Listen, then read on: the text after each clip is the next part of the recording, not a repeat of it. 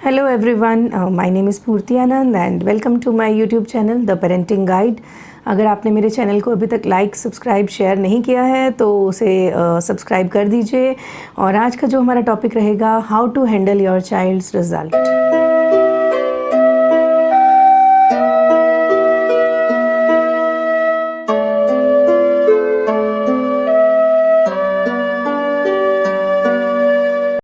तो आज का जो हमारा टॉपिक है, how to handle your child's result, बहुत ही इम्पॉर्टेंट टॉपिक है। जैसे कि आप देख रहे हैं कि आजकल बच्चों के रिज़ल्ट्स आ चुके हैं और कुछ बच्चों के आने वाले हैं, तो पेरेंट्स बहुत ही एक्साइटेड भी होते हैं, नर्वस भी होते हैं उनके रिज़ल्ट को लेकर। और सेम बच्चे भी यही हैं कि बच्चों को भी लगता है रिज़ल्ट आने वाला है, क्या आएगा रिज़ल्ट में, उसको लेके कुछ बच्चे एक्साइटेड हैं, कुछ बच्चे नर्वस भी हैं। तो मैं आज आपको अपना ओपिनियन बताना चाहूँगी as a mother, as a teacher, कि किस तरीके से हमें उनको हैंडल करना चाहिए उस सिचुएशन को। तो लेट्स कैटेगराइज आवर चिल्ड्रन। दो तरीके के बच्चों में मैं उसको कैटेगराइज करना चाहूँगी। जो कि पहली कैटेगरी है जिसमें कि बच्चे पढ़ना चाहते हैं, उनको इंटरेस्ट होता है पढ़ाई में, वो बहुत मेहनत करते हैं और फिर उनका जो भी रिज़ल्ट आता है। और दूसरी कैटेगरी होती है जो बच्चों को इंटरेस्ट नहीं है पढ़ाई में, वो पढ़ना नहीं चाहते, फोर्सिबली उनको बिठाया जाता है, उनको बोला जाता है कि आप पढ़िए, तो वो बैठते हैं और पढ़ते हैं, लेकिन पेरेंट्स का काफ़ी प्रेशर उनके ऊपर होता है और क्योंकि उनका इंटरेस्ट नहीं होता। तो उन दोनों तरीके के बच्चों को हम किस तरीके से हैंडल करें जब उनका रिज़ल्ट आता है। तो देखिए, पहली कैटेगरी जो है वो है कि जो बच्चे ऑलरेडी इंटेलिजेंट है, इंटेलिजेंट आई मीन टू से 90% अबव वाले हैं और खुद से पढ़ते हैं, उनको हमें ज़्यादा बोलना नहीं पड़ता कि आप पढ़ लीजिए। तो उन बच्चों के लिए पेरेंट्स किस तरीके से उनके रिज़ल्ट को हैंडल करें, क्योंकि पेरेंट्स की हैंडलिंग बहुत ज़्यादा इम्पॉर्टेंट है उनका आगे का फ्यूचर को डिसाइड करने के लिए। तो जैसे सपोज़ एक बच्चे का रिज़ल्ट आ रहा है और वो बहुत ही स्कॉलर है, वो एक जीनियस है, तो उसका रिज़ल्ट आया है 93% या 94% या फिर 98%। तो पेरेंट्स को हैंडलिंग करते हुए ये एक तो ध्यान रखना चाहिए कि वो उस बच्चे की परसेंटेज को इतना सीरियसली नहीं लें, क्योंकि I think as far as I think अगर वो अबव 90% है तो ये मैटर नहीं करता कि वो 92 है या 94 है या 96 है या 98 है, it doesn't matter at all. क्योंकि देखिए, बहुत सारे फैक्टर्स हैं जो परसेंटेज को वेरी कर देते हैं। जैसे कि आपके बच्चा जब बैठा है, क्या उसका माइंडसेट है, क्या वो थका तो नहीं है, क्या कई बार क्लास में कुछ ऐसा हो जाता है कि जिससे बच्चों का ध्यान उस तरफ चला जाता है, तो एक आध मार्क्स का वहाँ पर। तो बहुत छोटी छोटी सी चीज़ें हैं जिसकी वजह से कभी स्लीप आपका पैटर्न ठीक नहीं होता, आप बच्चे ने पूरी नींद नहीं ली है, तो कुछ चीज़ें होती हैं जिनकी वजह से ये जो मार्क्स हैं वो वेरी कर जाते हैं। तो प्लीज़ डोंट बॉदर कि बच्चे का 94 आया है, 95 आया है, एक तो ये मैटर नहीं। अगर आपका बच्चा 90% से ऊपर ला रहा है तो आई एम श्योर ही और she is a genius person. तो उसके लिए आप बिल्कुल भी स्ट्रेस नहीं लीजिए और ना ही उन पर दीजिए, क्योंकि आप कंपेयर मत कीजिए कि उसके इतने आए हैं। हाँ, दूसरा पॉइंट ये है कि आपको कंपैरिजन नहीं करना है कि आपका इतना 94 आ गया, आपके जो फ्रेंड है, आपका क्लासमेट है, उसके 96 आ गए, तो उसने ज़्यादा मेहनत करी होगी। इस तरीके से अपने बच्चों को जो है वो आप टीचिंग्स मत दीजिए कि आपको अगली बार और मेहनत करनी है, आपको भी 96 लाने हैं। तो ये कंपैरिजन तो बिल्कुल भी नहीं होना चाहिए कि उसके इतने आए और आपके इतने क्यों नहीं आए। क्योंकि देखिए, हमें अपने बच्चों को स्टार्टिंग से यही सिखाना चाहिए कि आपको अपने आप से कम्पीट करना है।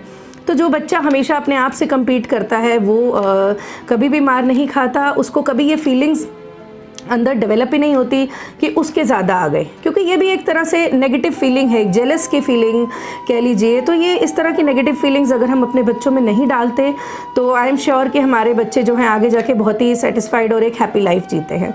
तो सबसे पहली बात है कि नो कंपैरिजन, और मार्क्स की परसेंटेज को इतना इंपॉर्टेंस मत दीजिए।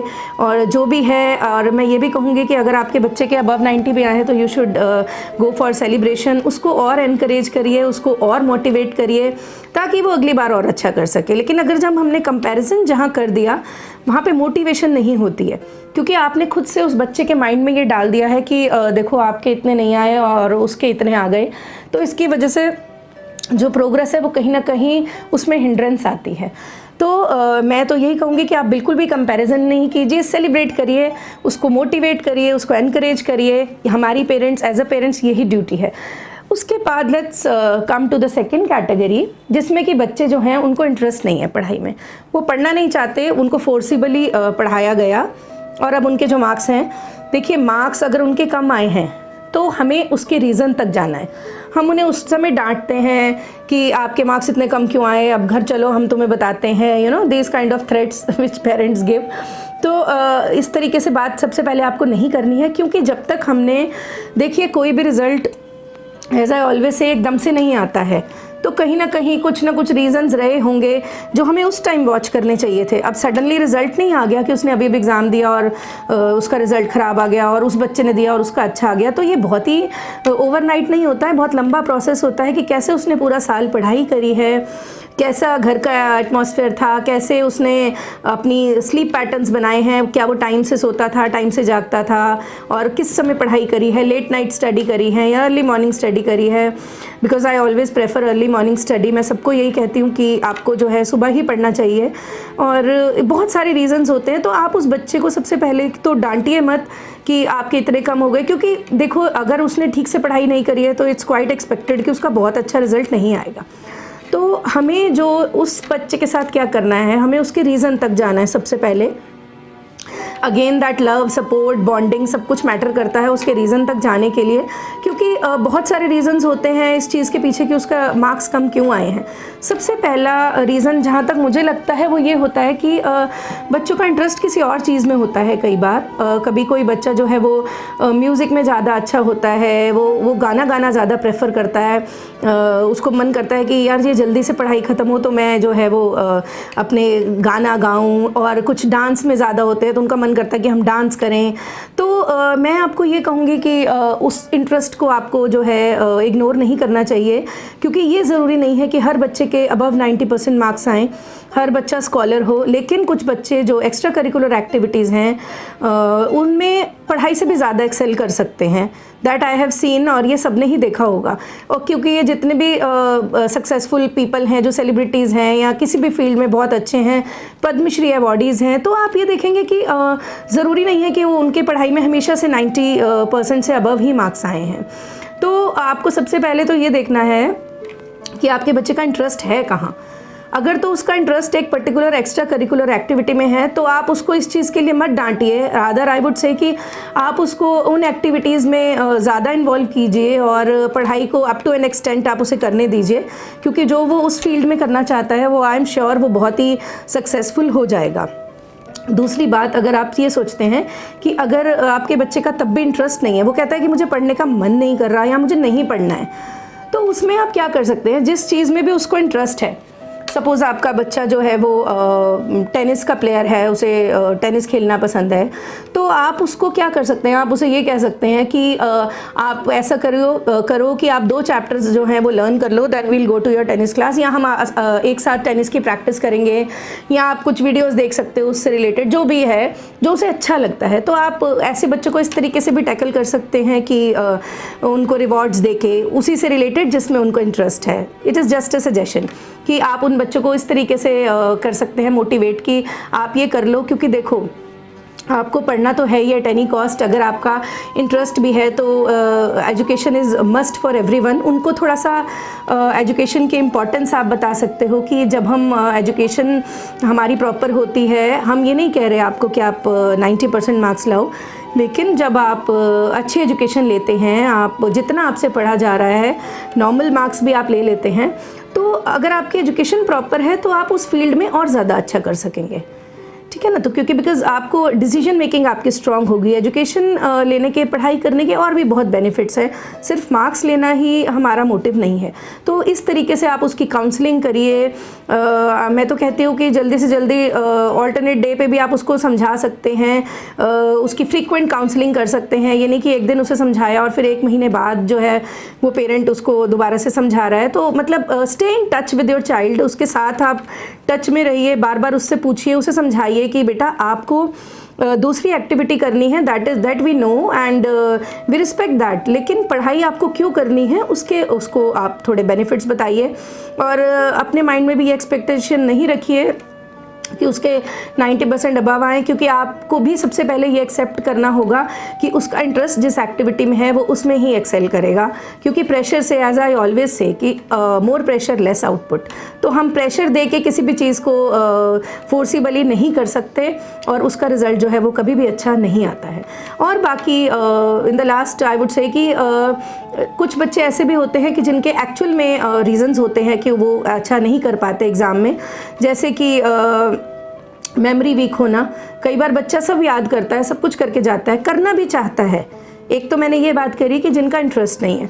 अब ये बच्चों का इंटरेस्ट भी है, सब कुछ है, लेकिन at the time of examination, लिखने के टाइम पर या सुनाने के टाइम पे दे फॉरगेट एवरीथिंग। कई बार वो सब कुछ भूल जाते हैं और उसको भी अगर हम डीपली देखें तो स्ट्रेस ले लेते हैं ज़्यादा, तो ये मेमोरी वीक होती है उनकी। तो इन सब चीज़ों को हम कैसे हैंडल करें, इसके लिए हम रादर देन उनको डांटने के कि आप कैसे भूल गए, प्लीज़ डोंट डू दिस, ये कभी मत करिए अपने बच्चे पे। मैं आपको हमेशा यही कहूँगी कि आप रीज़न पर जाइए, आप उसका रिज़ल्ट नहीं देखिए, आप रीज़न पे जाइए कि रीज़न क्या है। तो जैसे आपके बच्चे ने नहीं सुनाया या नहीं लिख पाया उस टाइम पर क्योंकि वो भूल गया, तो उसको आप योगा प्रैक्टिस कराइए। आई वुड रिकमेंड कि आप उसको योगा प्राणायाम में अगर रेगुलर रखते हैं तो ऐसी प्रॉब्लम बिल्कुल धीरे धीरे ख़त्म हो जाती है। कभी भी वो आपका बच्चा जो है वो भूलेगा नहीं एग्ज़ाम में। बट दिस इज़ मैंडेटरी, ये योगा और प्राणायाम जो है ये हमारे लिए बहुत ज़रूरी हो जाता है उस टाइम पर। कुछ बच्चे फिज़िकली वीक होते हैं, तब भी वो उतना आउटपुट नहीं दे पाते। तो ये छोटी छोटी चीज़ें हैं जिन पे कि हमें फोकस करना होगा। सो मेरा मोटिव यही है कि आप रीज़न तक जाइए, आप उसका सिर्फ रिज़ल्ट नहीं देखिए कि उसके मार्क्स कितने हैं। आप ये देखिए कि अगर आप उस चीज़ पे कॉन्सेंट्रेट करेंगे कि वो मार्क्स इतने हैं तो इतने क्यों हैं, तो वो हमें ही सोचना है, हमने उसको नहीं पूछना है कि आपके इतने मार्क्स क्यों आए। बट ये हमारा काम है ये सोचना कि उसके मार्क्स इतने कम क्यों आए हैं। 90% से अबव वालों का मैंने आपको बता दिया है, इट्स परफेक्ट, कोई प्रॉब्लम ही नहीं है। उनको एनकरेज कीजिए, मोटिवेट कीजिए, सेलिब्रेट कीजिए, क्योंकि हमें नहीं पता कि वो आगे जाके अपनी लाइफ में क्या बन जाएंगे, क्या कर पाएंगे और कितना हमें टाइम दे पाएंगे। तो लेट्स सेलिब्रेट एवरी टाइम। और जो इस तरह के बच्चे हैं जिनके मार्क्स कम हैं, वहाँ पर हमें रीजंस तक जाना चाहिए ताकि जो आगे है वो उनकी प्रोग्रेस और बढ़ सके और वो अपनी मैक्सिमम आउटपुट दे सके। आई होप आपको मेरा ओपिनियन अच्छा लगा होगा और प्लीज़ मेरे वीडियो को लाइक, शेयर और सब्सक्राइब ज़रूर कीजिए। Hope to see you soon. Thank you.